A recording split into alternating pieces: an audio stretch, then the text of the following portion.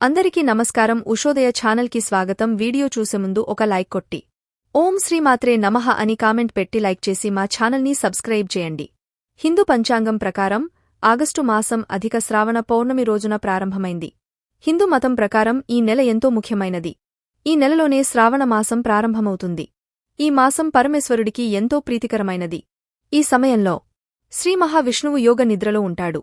ఈ సమయంలో నాగపంచమి, రక్షాబంధన్, వరలక్ష్మీ వ్రతం, మంగళగౌరీ వ్రతం వంటి ముఖ్యమైన పండుగలను జరుపుకుంటారు. ఈ సందర్భంగా ఈ నెలలో ఏ తేదీలో పండుగలొచ్చాయి, ఉపవాస దీక్షను ఎప్పుడు ఆచరించాలనే పూర్తి వివరాలను ఇప్పుడు తెలుసుకుందాం. 9 ఆగస్టు 2024 శుక్రవారం గరుడ పంచమి, నాగపంచమి. శుక్రవారం రోజున నాగపంచమి పండుగ వచ్చింది. నిజ శ్రావణ మాసంలో శుక్లపక్షంలోని పంచమి తిథి నాడు నాగపంచమి పండుగను జరుపుకుంటారు. ఈ పవిత్రమైన రోజున పాములకు పాలు, గుడ్లు సమర్పిస్తారు. పురాణాల ప్రకారం సాగర మదనం సమయంలో వాసుకి నాగదేవతలకు సహాయం చేసింది. అందుకే ఈ రోజున నాగపంచమి పండుగను జరుపుకుంటారు.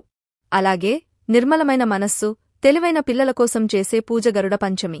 గరుడ పంచమి రోజున మహిళలు స్నానాంతరం ముగ్గులు పెట్టిన పీదపై అరటి ఆకును పరచి, బియ్యం పోసి, వారి శక్తి మేర బంగారు, వెండి నాగపడిగను ప్రతిష్ఠించి, పూజ చేసి, పాయసం నైవేద్యం పెట్టారు.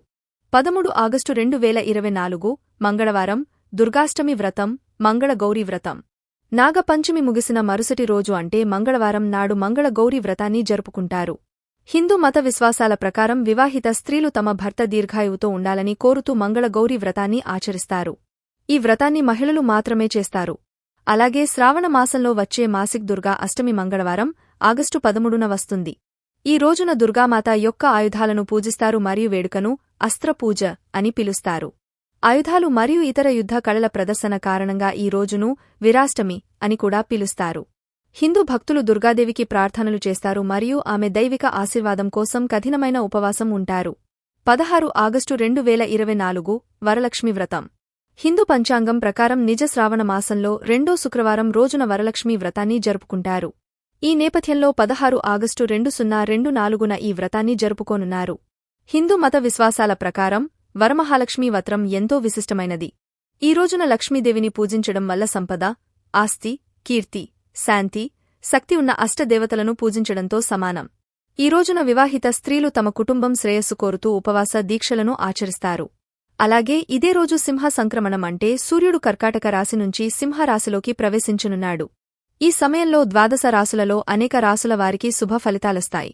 ఈ పవిత్రమైన రోజు నుంచి శ్రావణ మాసం ప్రారంభమవుతుంది. అంతేకాకుండా ఈరోజు చాలా పవిత్రమైన అటువంటి శ్రావణపుత్రాది ఏకాదశి శ్రావణ మాసంలో శుక్లపక్షంలోని ఏకాదశి తిథి నాడు అంటే ఆగస్టు 16వ తేదీ శుక్రవారం నాడు శ్రావణపుత్రాది ఏకాదశి వ్రతాన్ని ఆచరిస్తారు.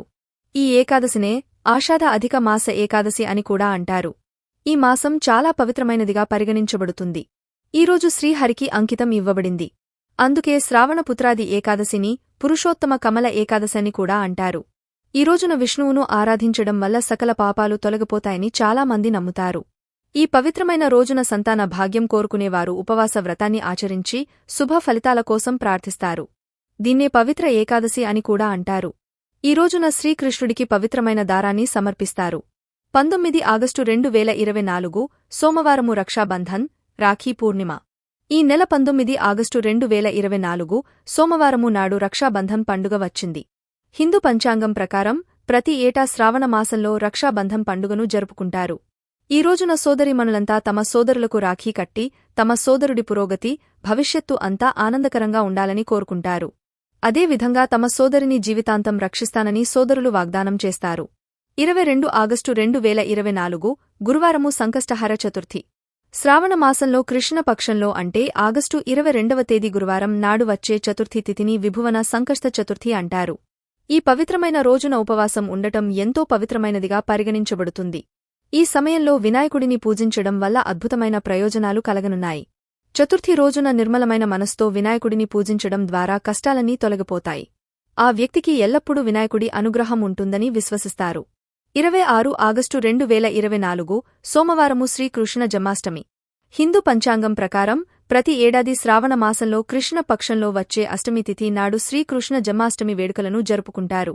ఈ పవిత్రమైన రోజున ప్రపంచ వ్యాప్తంగా జన్మాష్టమి లేదా గోకులాష్టమి వేడుకలను ఎంతో ఉత్సాహంగా జరుపుకుంటారు. 31 ఆగస్టు 2024 శనివారము శని త్రయోదశి ప్రదోష వ్రతం. శని జమించిన తిథి కూడా త్రయోదశి అంటారు.